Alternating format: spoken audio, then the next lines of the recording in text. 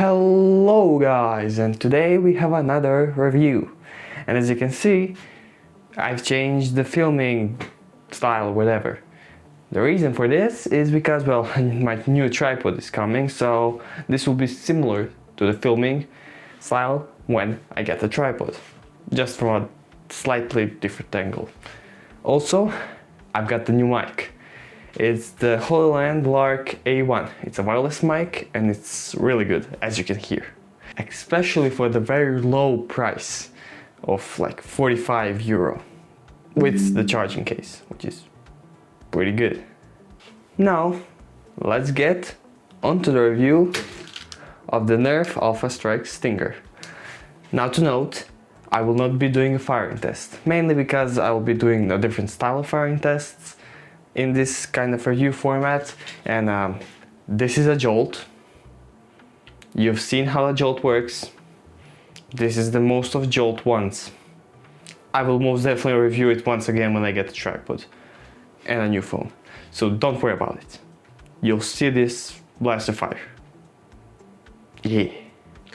Now, let's get onto the review.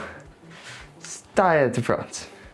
You have an exposed barrel that is not flared or anything special, but you just put your lead dart in. It doesn't cover the whole dart, but it goes deep enough. And then at the bottom we have the trigger and the grip. The grip is fairly small, but it is still comfy enough. One thing to note is that it has no finger guard, meaning when you try to prime the blaster, well, your middle finger can push up on the trigger. And because this is a bottom mounted trigger, well, this happens. It will not catch. And actually, you can let it go and fire a dart that way. Hope that wasn't too fucking loud. But you can do it like that. Of course, you can just hold the grip tighter below the trigger to mitigate that, or what I used to do is I just put my fingers on under the barrel like this, and then just prime. The prime weight is very light and you have a pretty big T-pull that is also comfy, so priming it like that isn't a big problem. As for the actual trigger, well, as you saw it is okay. It is a plastic bottom mounted trigger. Up at the top it will be easier to push, at the bottom it will be harder. The trigger is about the size of your finger, so that won't be a problem on this blaster. For the performance of the blaster, it's a JOLT and a not very good one. It shoots at around 50 FPS, possibly even lower than that. To be fair, this blaster is now quite old and probably shot a bit harder back when it wasn't so old. But it's a standard JOLT, nothing too great. And you can't really mod it because, well, it's clipped together.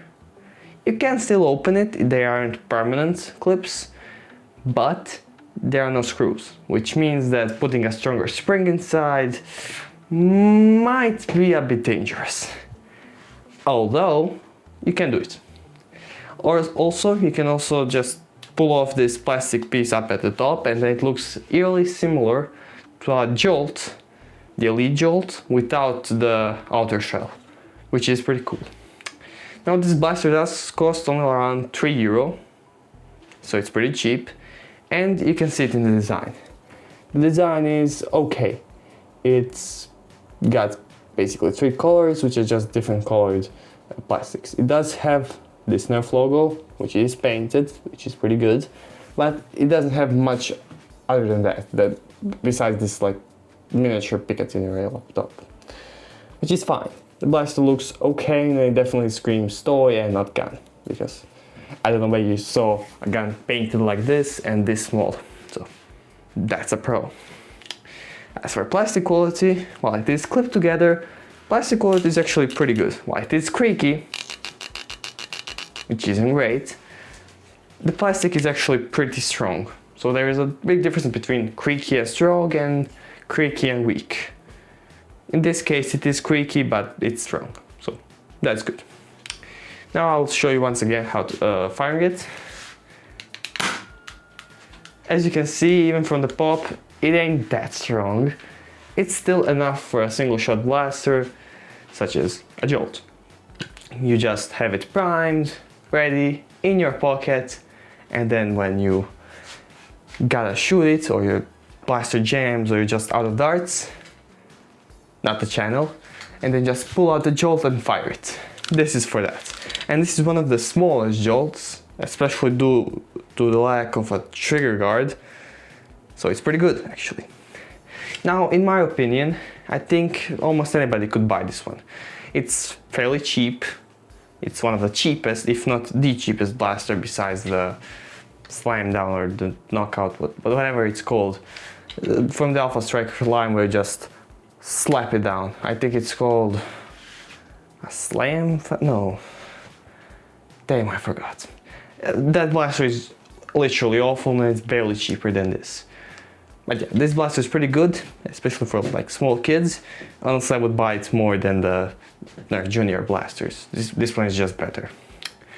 So yeah, my only gripe is the lack of a trigger guard, which does mean that you can accidentally press the trigger if it's in your pocket somehow. I never actually did that. But the bigger problem is when you're priming it. It's fine and it does give a more unrestricted grip, which is okay. But for the price, and I mean, anybody could buy this blaster. It's not as good as the JOLT, but it's definitely good enough. I hope you liked this video. And did I talk about the mic and the new filming format more than the actual blaster? Almost, I'm pretty sure. But yeah, I hope you like this new filming format. I hope you like the microphone. It's definitely better than the last one. It feels better, and also it's wireless. I can go anywhere I want. I'm on the other side of the room. I'm over here, nigga. Sorry.